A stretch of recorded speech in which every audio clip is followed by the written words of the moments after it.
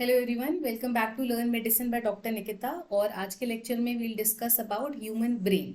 ठीक है, human brain किसका पार्ट होता है? CNS, मतलब कि central nervous system.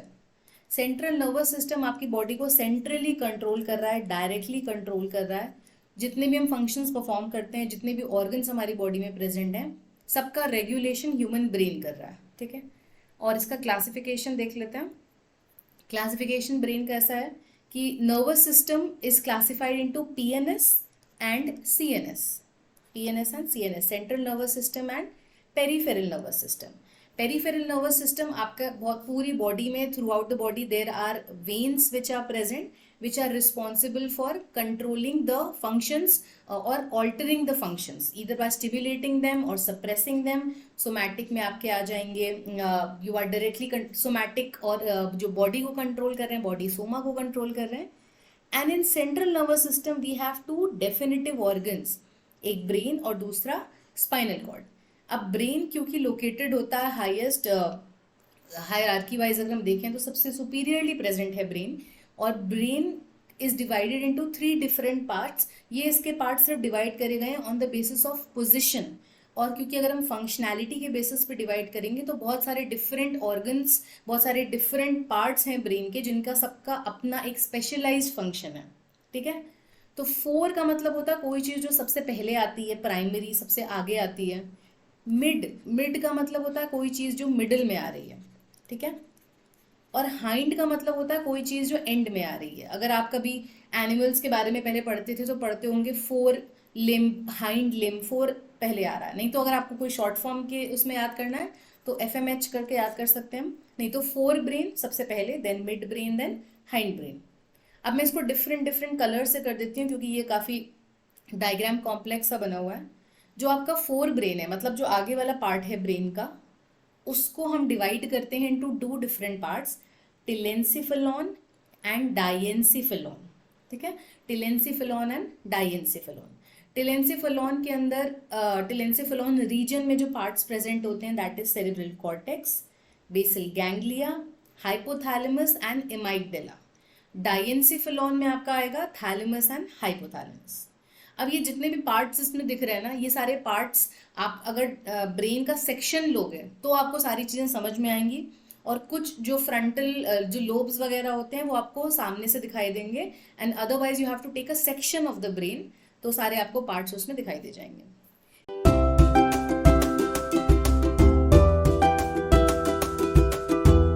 Mid brain, अब इसमें एक चीज आती है, mid brain and hind brain. Okay, how to learn this one? Then mid brain आपका इज ओनली मिसेंस, ये किसी पार्ट में भी डिवाइड नहीं होता, it is only one region which is called as mesencephalon, which is made up of tectum and cerebellum. आप cerebral peduncles भी सुना होगा कई जगह, पर दिन जितना डिटेल जाएंगे क्लासिफिकेशन उतना डिटेल होता जाएगा। तो mid brain is mesencephalon made up of tectum and cerebellum. Next हम आ जाते हैं इनटू माइएंसिफेलॉन। ओके, तो माइएंसिफेलॉन क्या है?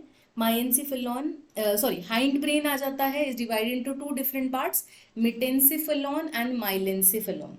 तो ऐसे याद कर लेना कि अल्फाबेटिकली T पहले आएगा, देन Y आ जाएगा। तो मिटेंसिफेलॉन में आएंगे पॉन्स एंड सेरिबेलम, एंड माइलेंसिफेलॉन में आ जाएगा आपका मेडुला ऑब्लोंगेटा। तो ये क्लासिफिकेशन याद करना बहुत बहुत इंपॉर्टेंट है, राइट? ऑन दिस बेसिस आप इजिली आइडेंटिफाई कर पाओगे कौन सा ऑर्गन कहाँ पे प्रेजेंट है।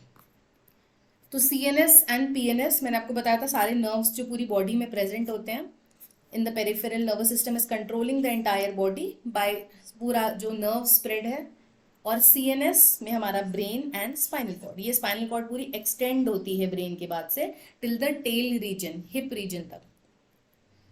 अगर हम ब्रेन के सेक्शंस लेते हैं तो अगर आप लोगों ने इस पे भी एक लेक्चर हम कर लेंगे कि अलग अलग सेक्शंस को कैसे स्टडी करा जाता है। तो ये ब्रेन है, अगर इनके सेक्शंस हम देख रहे हैं तो एक टर्म आता है फ्रंटल सेक्शन। ठीक है, या आपने यहाँ पे देख लिया होगा, ये टर्म लिखा हुआ है, ये इसको स्लाइस कर रहा है ब्रेन को बीच में से, या आप बीच से स्लाइस कर रहे हो, है ना?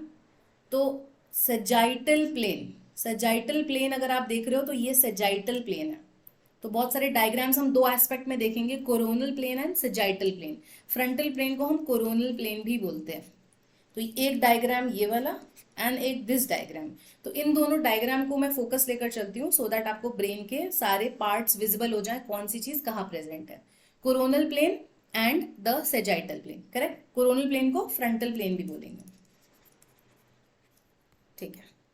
तो ये हमारा हो गया सेजाइटल प्लेन या सेजाइटल व्यू, एंड ये हो गया हमारा कोरोनल या फिर फ्रंटल, ठीक है। अगर हम इधर से देखते हैं तो हमें कुछ ही ऑर्गन्स दिख रहे हैं, पर अगर हम इसको स्लाइस कर देंगे तो ये हमारा प्रॉपर सेजाइटल व्यू हो जाएगा, ठीक है। This is the exact labelling of the diagram, जिसमें आपको गायराई सल्काई भी दिख रहे हैं। गायराई क्या होता है, जो आपका ब्रेन होता है उसके ऊपर रिजेस और फरोज प्रेजेंट होते हैं, है ना। जो ऐसा स्ट्रक्चर है जो ऊपर की तरफ निकला हुआ है, उभरा हुआ है, उसको हम बोलते हैं गायराई। और सल्काई जो डिप्स होते हैं, है ना, ये मैंने बोला ऐसे अप्स एंड डिप्स, तो ये जो डिप्स होते हैं इनको हम बोलेंगे सल्काई या फिर सल्कस। इसको ऐसे याद कर सकते हो, कोई इंसान अगर सल्क कर रहा है, सल्किंग मतलब स्लो, सैड, लो, तो sulcus something which is deep inside, है ना, ये जो नीचे का एरिया है, और जो ऊपर की तरफ निकल के आ रहा है एरिया, दैट इज गायराई, ठीक है। तो ये बोला जाता है this is also responsible for the intelligence quotient, the more of gyri and sulci, ऐसा कुछ ऑब्जर्व करा गया था।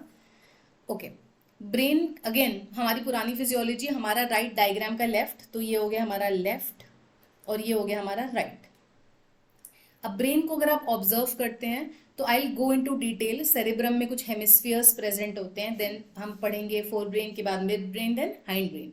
Before going in to that let's quickly look down कि जो ब्रेन होता है वो डेवलपमेंट से पहले कैसा होता है। मतलब in the case of a fetus, fetus में ब्रेन कैसा प्रेजेंट होता है, सिर्फ in the form of a neural tube, सिर्फ और सिर्फ एक सिंगल ट्यूब होती है जिसको हम बोलते हैं न्यूरल ट्यूब, और ये एडवांस होकर, ये डेवलप होकर हमारे कॉम्प्लेक्स ब्रेन को बनाती है। इसमें पहले सिर्फ 3 वेसाइकल्स प्रेजेंट है, प्रोजेंसिफेलॉन, मिसेंसिफेलॉन and रोम्बेंसिफेलॉन।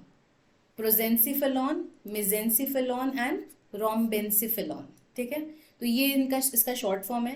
प्रोजेंसिफेलॉन is the complex human brain का फोर ब्रेन बनता है। मिसेंसिफेलॉन कभी भी डिवाइड नहीं करता है, वो मिड ब्रेन बनता है। रोम्बेंसिफेलॉन हाइंड ब्रेन बनता है। तो प्रोजेंसिफेलॉन फर्दर आगे चल के डिवाइड हो जाता है इनटू टेलेंसिफेलॉन एंड डाइएंसिफेलॉन।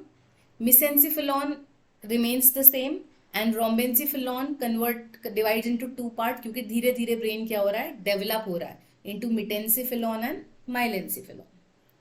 तो after some, this is the 3 to 4 week embryo, when it becomes a 5 week embryo, तो आप देख रहे हो मैंने बताया था ये जो रोम्बेंसिफेलॉन था ये 2 पार्ट में डिवाइड हो गया, तो एक सिंगल ट्यूब ने 2 पार्ट्स का फॉर्मेशन कर दिया। मिसेंसिफेलॉन वैसे ही रहता है, ऐसे ही प्रोजेंसिफेलॉन भी यहाँ पे 2 पार्ट में डिवाइड हो गया, टेलेंसिफेलॉन एंड डाइएंसिफेलॉन, ठीक है।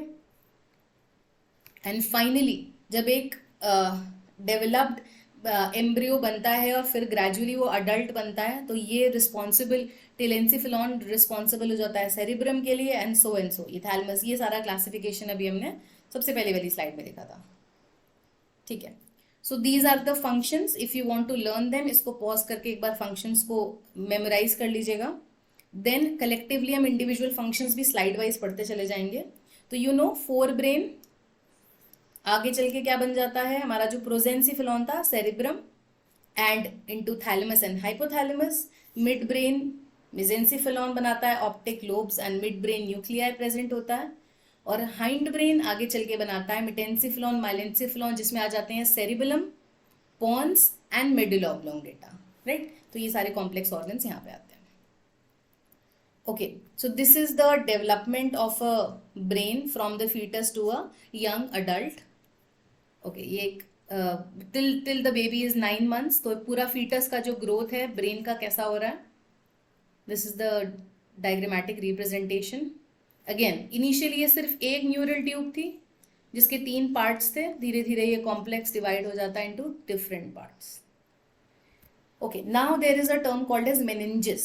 Meninges is the outer protective covering of the brain. Outer protective covering of the brain. Meninges में 3 डिफरेंट लेयर्स प्रेजेंट होती है। जब भी आप मेनिंजेस देखते हो तो आपको एक सिंगल लेयर की तरह दिखाई देता है। मेनिंजेस किसको प्रोटेक्ट कर रहा है, ब्रेन एंड स्पाइनल कॉर्ड, दोनों को कौन प्रोटेक्ट कर रहा है, मेनिंजेस की layer. Meninges is actually 3 layer से मिलकर बना होता है, dura mater, arachnoid mater and pia mater. तो ये होता है आपका from outwards to inwards, outwards to inwards, DAP DAP. अगर हम उल्टा याद करेंगे तो PAD पैड, राइट।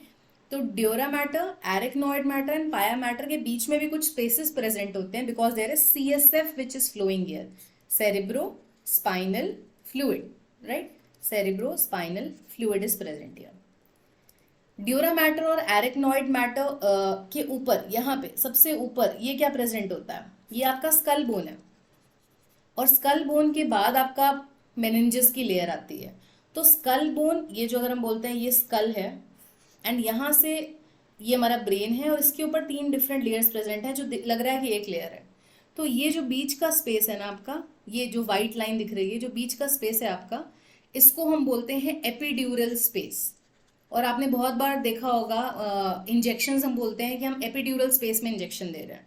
तो यहाँ पे आप एनाल्जेसिक्स वगैरह देते हो, ब्लड कलेक्शन वगैरह भी, CSF का कलेक्शन भी हो रहा होता है। तो epidural spaces is the space between the bone and the meninges, ठीक है। ड्यूरा मैटर और एरिकनॉइड मैटर के बीच की स्पेस को हम बोलते हैं सब ड्यूरल space. एरिकनॉइड mater and pia mater के बीच की स्पेस को हम बोलते हैं सब एरिकनॉइड स्पेस। तो ये स्पेसेस हैं हमारे जो मेनिंजेस में प्रेजेंट होते हैं। इन सब का फंक्शन होता है प्रोटेक्टिव एंड CSF को फ्लो करवाना, एंड ब्लड वेसल्स, जो पाया मैटर होता है उसमें ब्लड वेसल्स प्रेजेंट होते हैं जो हमारे ब्रेन को न्यूट्रिशन प्रोवाइड कर रहे हैं, right. Okay, so this is the diagrammatic representation of the brain. इसमें आपको कुछ चीजें दिख रहे हैं जैसे कि ventricles. So there are 4 ventricles which are present. Lateral ventricle जो 2 होते हैं, 2 साइड्स में प्रेजेंट होते हैं, third ventricle and fourth ventricle. Ventricles का फंक्शन होता है CSF को का फ्लो करवाना या CSF को ड्रेन करवाना, entry and exit of CSF। तो अगर ब्रेन एक प्रॉपर इंटैक्ट ऑर्गन होगा जिसमें कहीं पे भी सप्लाई नहीं होगा, एग्जिट एंट्री नहीं होगा, then that will be a problem. तो CSF का प्रॉपर एक फ्लो होता है, that is through the ventricles, और ओपनिंग्स कुछ प्रेजेंट होती हैं। ये जो वेंट्रिकल्स है ना, ये हॉलो स्पेसेस होते हैं, हॉलो स्पेसेस, राइट। और इसमें कुछ कुछ ओपनिंग्स प्रेजेंट होती हैं जहाँ से ड्रेन हो रहा है, जैसे फोरामेन ऑफ मोनरो यहाँ पे लिखा हुआ है। तो ऐसे अलग अलग फोरामेन्स होते हैं विच आर द ओपनिंग्स, है ना। ये एक ऐसे ओपनिंग्स प्रेजेंट होगी जहाँ से वो CSF का एंट्री या एग्जिट करेगा, ठीक है। सो ये आपका बेसिकली डायग्राम है to explain pia mater, arachnoid and dura mater. Inside to out देखेंगे तो PAD, आउटसाइड टू इनसाइड देखेंगे तो DAP, ठीक है। This is the subdural space and सब एरिकनॉइड स्पेस। ओके, ये आपका डायग्रामेटिक रिप्रेजेंटेशन है, जैसे मैंने बताया था, foramen of Monro, aqueduct of Sylvius and the other ventricles. This is how the CSF is easily flowing out, right? Okay, now let's come down to the 3 important parts, that is forebrain, midbrain and hindbrain, right? So we'll continue this in the next lecture जिसमें हम discuss कर लेंगे forebrain क्या होता है, mid brain क्या है, hind brain क्या है, और सबके इंडिविजुअल जो उसके अंदर सब ऑर्गन्स प्रेजेंट हैं या फिर जो जो उसके पार्ट्स बेसिकली हम बोल सकते हैं प्रेजेंट हैं, उनके फंक्शन क्या है। So till then, like, share and subscribe to Learn Medicine by Dr. Nikita, and I hope that you are loving the lectures because बहुत अच्छा सा रिस्पॉन्स रहा है नर्व कंडक्शन के वीडियो पे, reach 72K and something, so that is really reaching out to you। तो अगर आपको लग रहा है कि वीडियोस प्रोडक्टिव हैं और टॉपिक्स आप कवर करवाना चाहते हैं तो please drop the topics in the comment section, और अगले लेक्चर्स में हम इनको कवर करेंगे। Thank you so much.